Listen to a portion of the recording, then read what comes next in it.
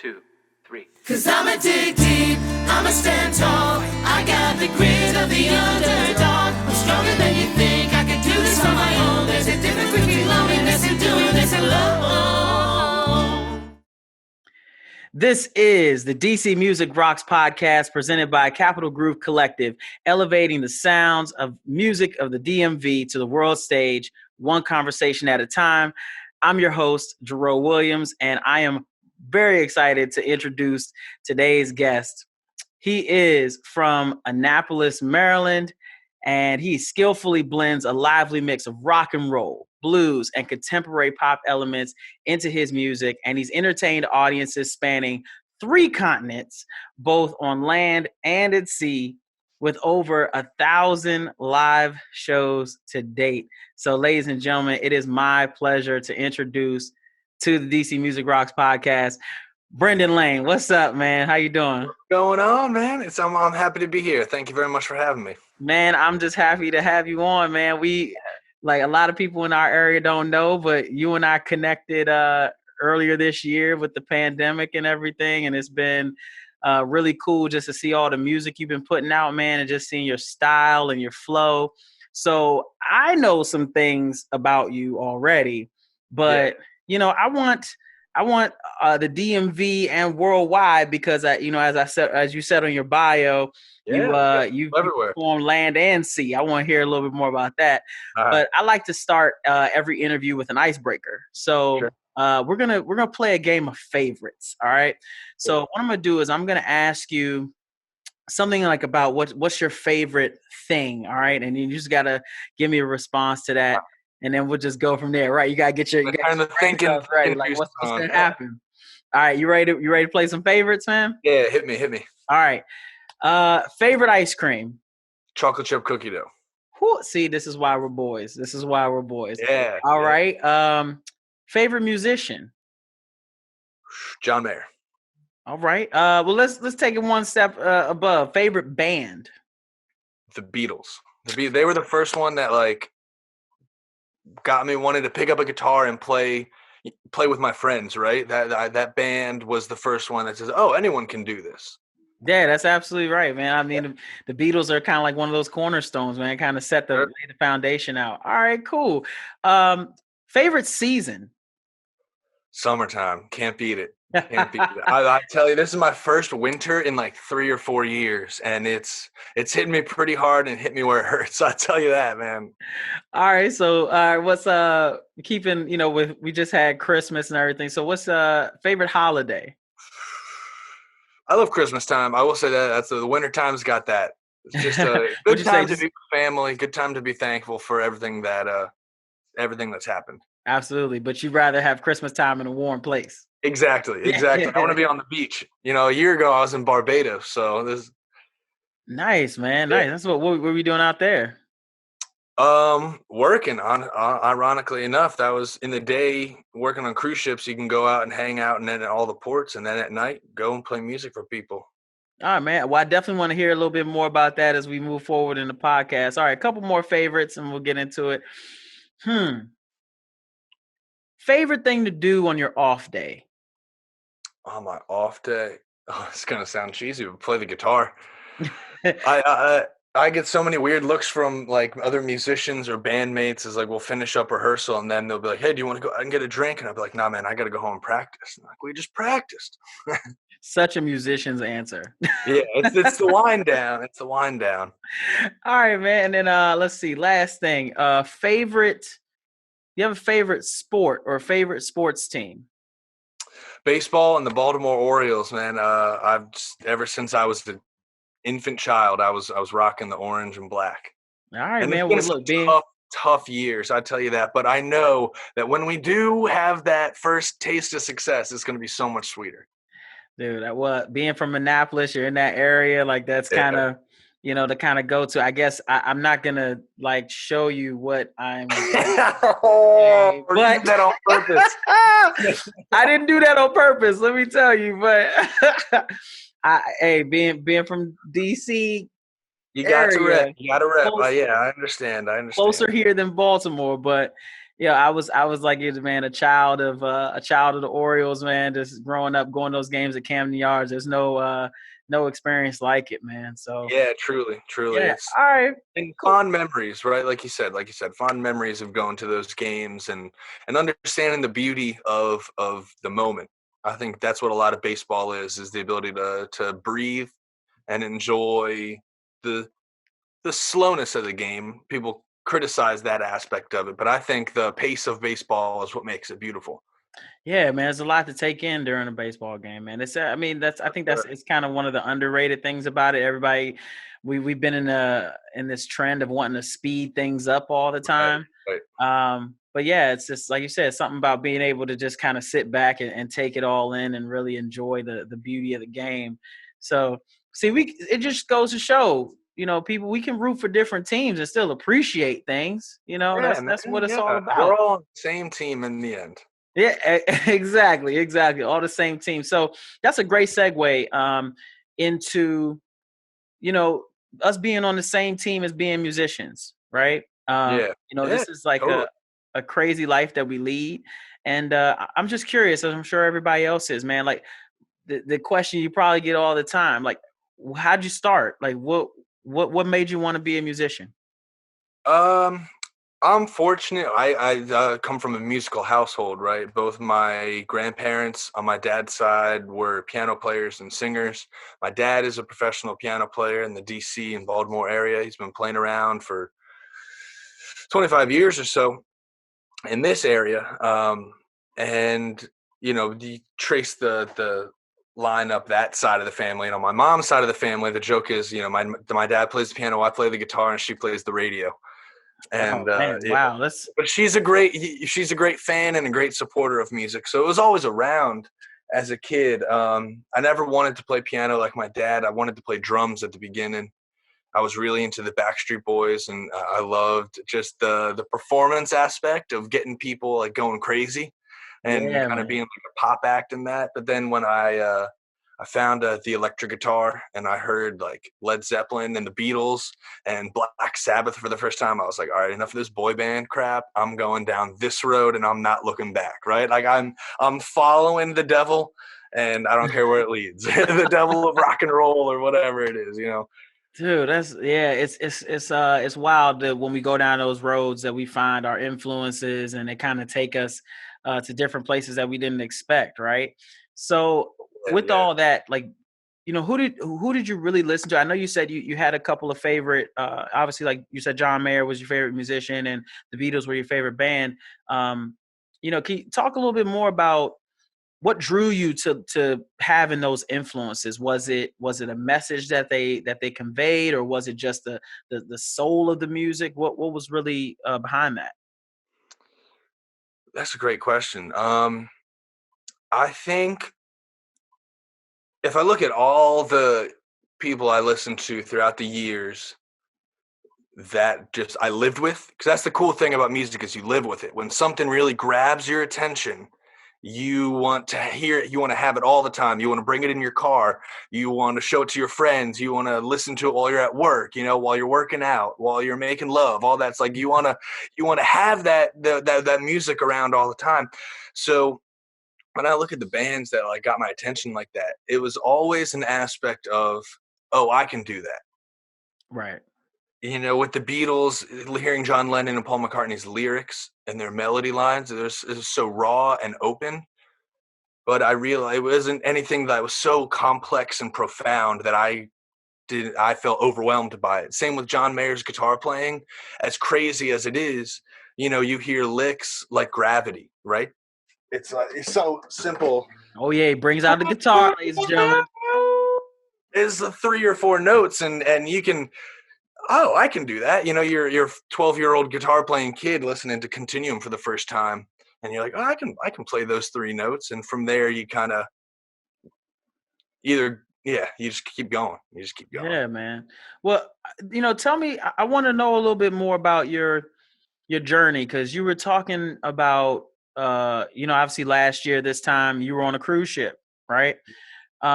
So this, because again, we're all about how does somebody ascend to kind of where they are, right? and then obviously landing here and kind of back home roots for you. Right.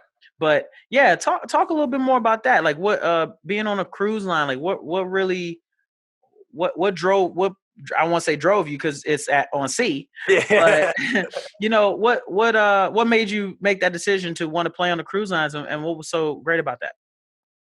I was graduating, finishing up school in DC, and I was gigging around the area a lot, and I was starting to get a good following going on. I was learning the ins and outs of what it's like being a professional musician, almost like an internship, but I was doing it on my own.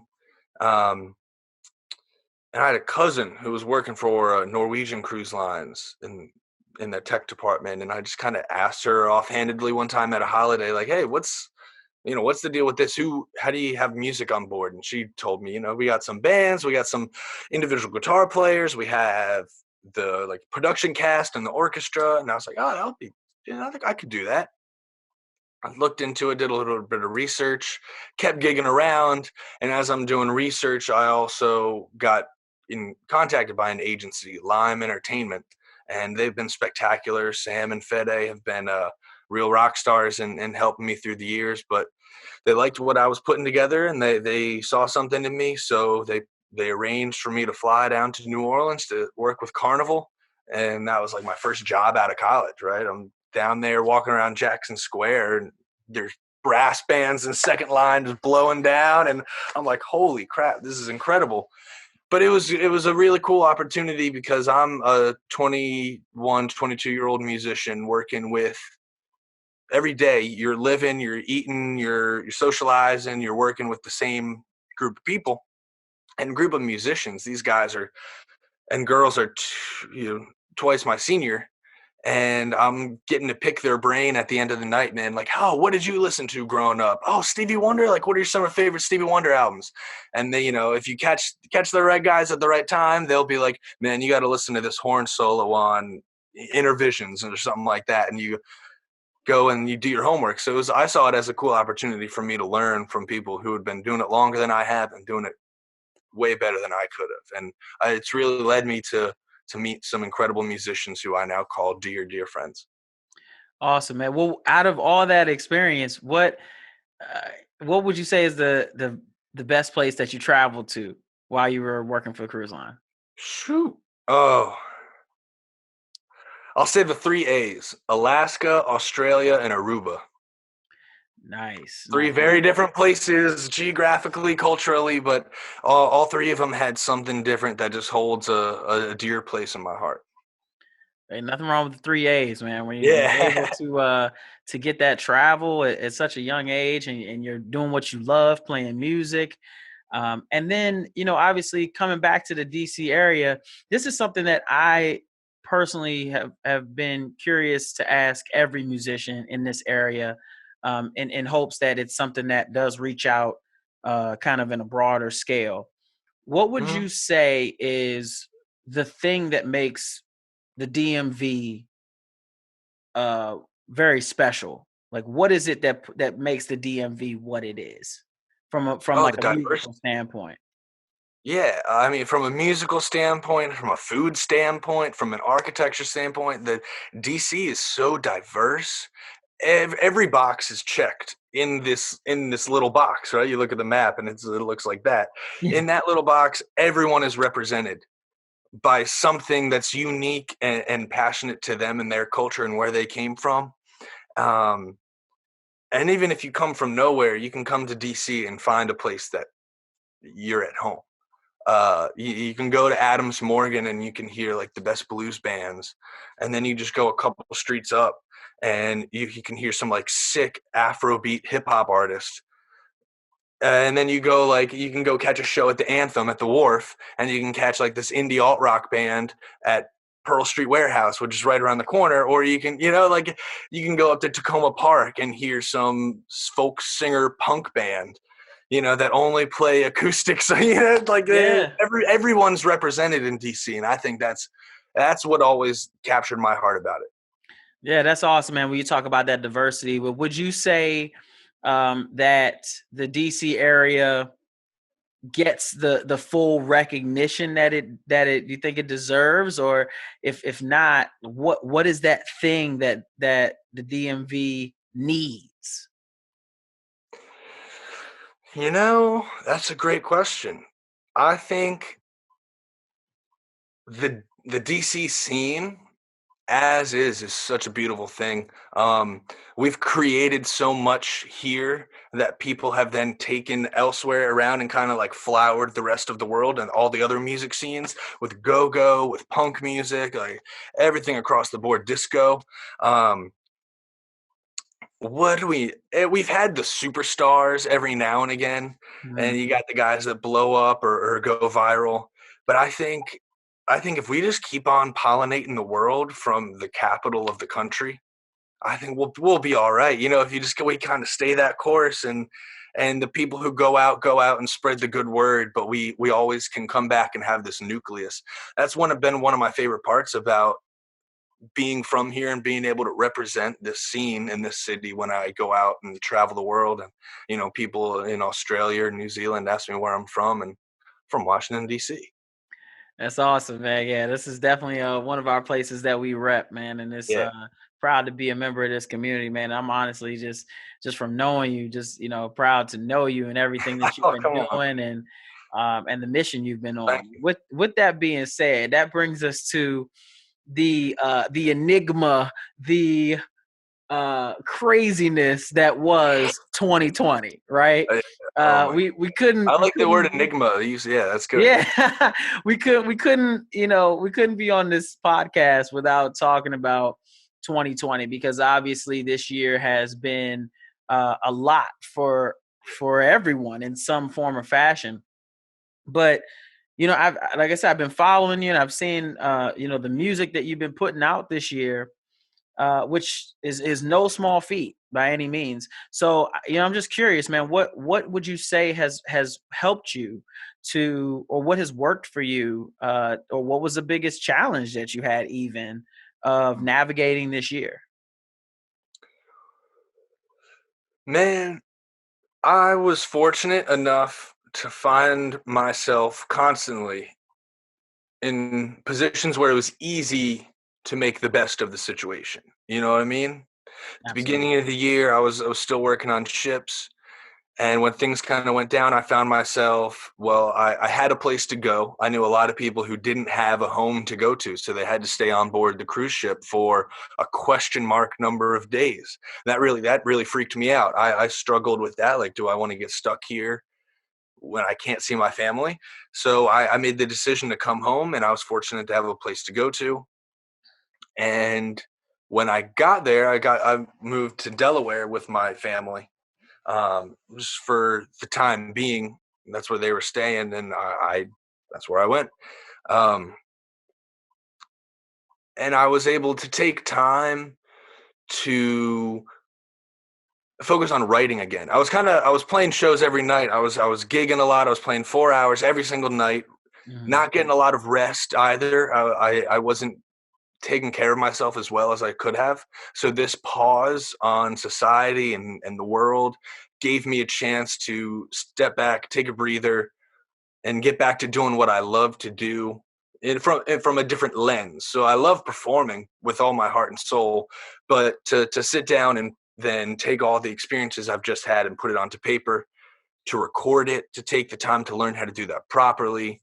Um, Started focusing on the business side of things again. A lot of people forget that music business is half music, half business.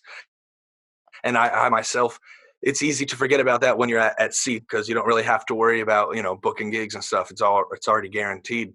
Right. Well, it was guaranteed. It ain't anymore.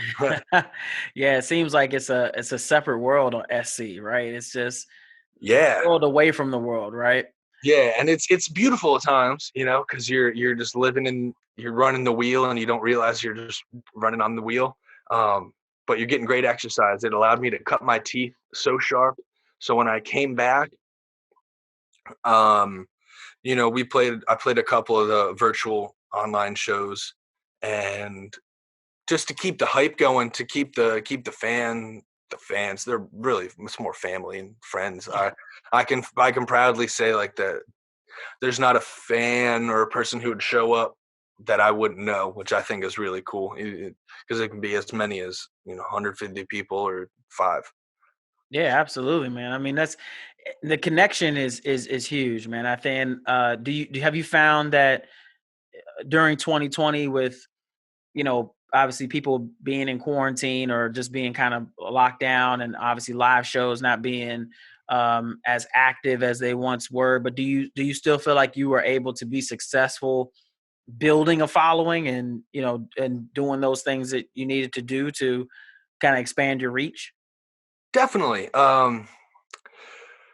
Yeah, I developed a couple of different like marketing setups that I wanted to try out to get my music out to more people, and then I learned a lot from that. What worked, what didn't work, who do I want to target, who do I want to come to my shows, and those people. Once I gathered those people together, I tried to show them as much love as I could, and appreciation for them being here and supporting me, and that kind of strengthened the bond between. Sometimes I know some of my favorite guys, like it's the artist is up here and then the fans are all down here, but I wanted to bring that and level that out to like, nah, I'm a fan too. I always have been. I've always been a fan of the music, so I'm not going to put anything out that I wouldn't be a fan of. So I want to show you guys that we're in this together. We're all Yeah, one, all on absolutely, the man. same team, right? Yeah, like we said at the beginning, we're all on the same team. Uh, yeah, and with that, I definitely want to veer to kind of what you were talking about with all the music that you've been working on. So, 2020, you've been putting out some stuff. Thank you. Yeah, let's definitely talk about that, man. So, like, first off, when did you make the decision? Maybe if you got to backtrack a little bit, when did you make the decision that I want to write my own music and I want to, do my own songs? Like, when did that happen? And then moving forward, you know, that inspired you to get out and release these songs this year? Writing my own songs. I mean, I remember writing like poems and stories, staying up late as a kid with the flashlight under the blanket and stuff like that, writing, just getting the creative ideas out as like a 7-year-old, 8-year-old kid. But that was just more just to be creative. I didn't want to be a songwriter probably until I was in high school. I started really focusing on lyrics and a melody, lyrics and chords on the guitar. But it was never good enough to release to the world until probably about a couple years ago. I have a song called "For You" that I remember writing on in DC. I was in Eastern Market, and something stopped me in my tracks on the corner walking to the metro, and I wrote it down, wrote these lyrics down on like a napkin that I had and like crumpled up in my pocket, and put it together and recorded it myself, and went out and just kind of released it just to see what would happen, just to put something out there. And I kind of made this decision to just put out content. These bands that I love and these artists that I love have these massive catalogs that you can go through and listen to, from any era of that person's career, and it's going to be good stuff. Yeah. So I kind of made that decision. I want to do that. I just want to put out songs that I like, that are in the moment, and it sounds great. Maybe 10 years from now, you listen back and it'll still sound great, but then you'll also have maybe 3 or 4 other albums to peruse through. Yeah, absolutely, man. Dude, that sounds great, man. I love hearing about people's inspirations to write, especially like the story you just told about being in Eastern Market and something just stopping you in your Yeah. tracks. So that's great, man. So let's talk about these songs that you've been putting out this year, but I definitely want to get into the one you just put out, just so you Yeah. can go ahead and pitch that. It's an awesome song. But actually, I think around the time that you and I met was when you had put out Sweet Tooth, I think. Yeah. Yeah. So let's talk about Sweet Tooth real quick, and then like this, let us know like who'd you work with, like how did that whole process of making that song go? Because hey guys, if you haven't heard Sweet Tooth yet, go listen to that. That was really what put me on to Brendan. So yeah, Thank so you. let's chat about that. Sweet Tooth. It was a pandemic song, right? Like not about the pandemic, but it ended up as I lived with it more. It ended up like, oh wow, this is my ode to live music and to being at a concert, both as an audience member and a performer.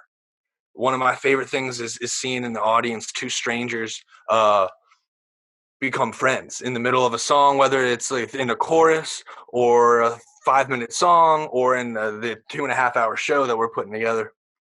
Seeing people come together and just get lost in the energy of the moment really was the inspiration behind that. I had the simple guitar riff that I was just kind of jamming on, and I just thought back to all those concerts, the 930 Club, right, and the Anthem, and U Street Music Hall, where you're kind of waiting for the band to kick in, and it's a collective air of anticipation and excitement. Like we don't know what's going to happen, but everybody in this room is just prepared to go wherever the music is going to take us. We're on the bus, and that's what I tried to capture in Austin Bello, who's produced some of the best DMV artists I've heard. I don't know about you, but people who have gone out and pollinated the rest of the world. Austin Bello has worked with them, and he took my idea and all my friggin' crazy,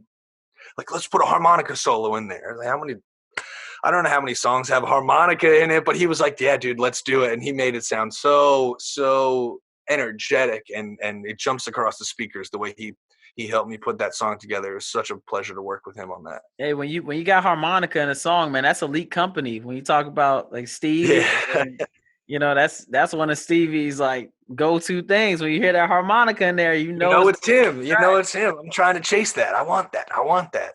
But that's cool, man, that you bring that up, because now that your album cover for Sweet Tooth makes so much more sense now.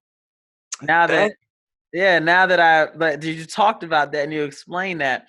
So yeah, but dude, that's great, man. My buddy from high school, Johnny Trapp, did the art for Sweet Tooth, and he's a spectacular designer on his own. I recommend everyone check his stuff out, J Trapp Designs.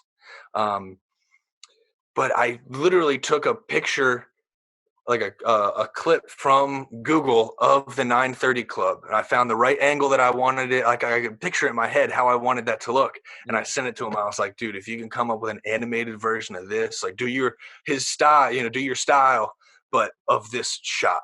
Look, yeah. And I was like, can you get someone like smoking and can you like dirty the stage up? And I threw again, like I'm so blessed to work with patient people who can process all of my crazy ideas that I have and deliver the perfect product, right? Like Johnny did a fantastic job with that. And local people at that. Local, yeah. You heard it here, DMV people. All these people that he's talking about are right here in this area. So right, definitely go connect with them. We got too much creativity in here, but that's never a bad thing. That's so true, bro. All right. So I want to get into what's she gonna do now. Yeah, like I remember when you posted this talking like this song was coming out, and for people who obviously haven't seen the album cover, that immediately grabbed my attention. But it was like, again, I show it to my mom first before I drop it. Yeah. gotta get the parental approval, right? Yeah, man. So let's go ahead and talk about this song, man. You just recently put it out. But yeah, I want just give you a chance to be able to talk about that track as well, and kind of introduce it for all the listeners out there. That was a song I wrote on a cruise ship. I was just kind of messing around with that chord progression, that groove on the guitar, and coming up with chords around it, and it literally fell into place. I started thinking about, it's not about one girl in particular, I'll say that much. It's about more a spectrum of people who I've come across in my time, and the mistakes that I've made and mistakes I've seen other people make. And so I wanted to kind of highlight that, like, the one night stands and all can be fun, but it can also take a toll on you if you don't, if you get into it for the wrong reasons. I mean, I don't know from experience or anything. I mean, I believe you, Yeah. I believe what you're saying, but but we all have those stories, right? We all have those things we Yeah. relate to that really help to drive kind of like our message and our mission and things like that. So when you wrote What She Gonna Do Now, did you hear the melody first? Did you kind of just like have that story first and then be like, okay, I'm gonna build on top of this? What was that process like Yeah. of writing? It was really about the groove that was coming out of that chord, that chord progression, and I wanted to write a song that would take the audience or the listener in different directions. Like you get comfortable listening to a song, and then you take a left turn, and we're doing something else, but that's still it's distracting enough, but it's not distracting from the song. It's distracting enough to keep your attention. So I found that with that chord progression that I put together, there was a lot of opportunity for that. And again, I worked with Austin Bello again, and he brought in the idea of that tempo change in the middle of the song. He was like, dude, if we just like take this down and make it all like sexy, I think that'll just, again, takes the audience in a different direction. And then you bring it back up with the bass solo, and it's exciting. That's what I wanted to nail first, was capturing an exciting feeling. And the lyrics and the story kind of fell around that, right? With the sun beating down on the side of her face, that just came out, and I just started writing from there. That's kind of how I find myself writing a lot, is I'll come up with the groove or the music idea separate, and then I'll tackle the lyrics. And slowly, because I'll try and piece it together to make sure it still makes sense, because I can't tell you how many times I've just started writing words on a paper, and it ends up being something completely different than where I started musically, Right. Man, that's pretty deep, man. But so we got a couple more questions, man. I wanted We can talk for ask you. hours, man. I love chatting with you. Yeah, man. I appreciate that, bro. But it was something I saw in your artist profile on Spotify that I really wanted to ask you about. And it was a quote that you had put in there, and it said, "Honesty is everything in the songs." Yeah. So can you elaborate on that a little bit? Like what made you, hold on to that quote? Well, it's true, isn't it? I think if you're an artist, like a real true artist, this is what you were meant to do in the world. Uh, your job is to shed light on truth in the world. Whether you're a comedian, whether you're a photographer, if you're a film director, if you're an actor, film or on stage, and if you're a musician, you have a responsibility to shine light on truth, because there's so little of it in the world today on the surface. Right. And when it's given to us, we question it, right? When people give us the truth, what they call the truth, we're skeptical. So if you have this piece of art, like a song, that is just genuine, it's gonna cut through all the BS and hit someone right where they need it. Might not be in the heart, might be in the soul, might be in the brain, might be in the knees. You ever feel a Yeah. song, your knees get weak or your feet start dancing. Like Yeah. the truth will cut through all the BS, and the truth delivered through music, I think is the quickest way to slice through that. Sure. That's deep, man. That's some real stuff right there, and it's very true. I think it's just the vulnerability of the music, and like you said, when it can just hit you in any part of your body, or you can relate it to any sort of emotion or experience that you've had. That's when you really know you can resonate with the song. Yeah, So, with yeah. that being said, man, like for the people out there who don't know who Brendan Lane is, when they press play on a Brendan Lane song, like tell us, like, what are they gonna hear? You're gonna hear a lot of energy. You're not gonna know what to expect at first. It's like going to the circus. You don't know what's gonna happen. You don't know who's gonna come out first. You don't know what you're gonna get hit with, but you're gonna have a good time. and you're gonna leave happier than when you entered. All right, that's how I like to hear it, man. Leave better than you entered. I love it. Yeah. All right, man. So, last question, and we're gonna close up with this. If for any youngster out there or anybody who's starting in the music industry or music business, whatever that is, what's one piece of advice that you would give to somebody who wants to be a musician? Same thing that someone told me when I was, 15, 16 years old is don't ever stop. Don't ever give up, because you could give up one day and then that next day was going to be the day you were going to get that phone call from Jimmy Iovine or someone like that. But you would never know because you gave up. So if you never, ever quit. You heard it here first. CGC presents DC Music Rocks. Never ever quit. I want to thank my man Brendan Lane for coming on to the podcast. Brendan, tell everybody where they can find you.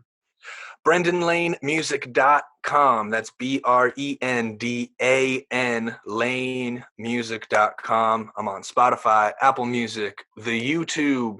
But of course, all those links are there at the main website. So check that out. We got merch for sale. And hope to send you a t-shirt or two. All right, y'all. So you heard it here first. Definitely go check out Brendan Lane, his new song, What's She Gonna Do Now? I know that's available on all platforms as well. This dude's been killing it. And guess what? He's from right here in the DMV. So once again, my name is Jarreau Williams, and I'm your host for CGC Presents DC Music Rocks, where we are highlighting and elevating the brightest talent right here in the DMV and sending our message worldwide, one conversation at a time. We look forward to having you come on the next podcast. Right on, man.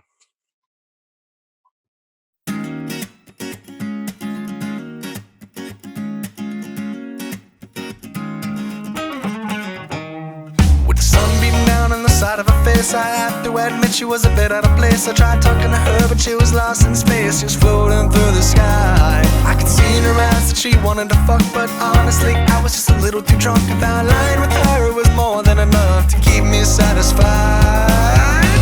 What's she gonna do now? I feel her coming, but I can't let her know. I feel like running, but got nowhere to go. She's a little crazy. What's she gonna do now? She doesn't say much, but her eyes say it all, and I'm just waiting for the hammer to fall. Still, it would be nice if she would call just to see how I'm doing. My heart is heavy, but my head is strong, and maybe she'll love me if I put her in a song. She knows the game, but she ain't playing along. Is this even worth pursuing? What's she gonna do now?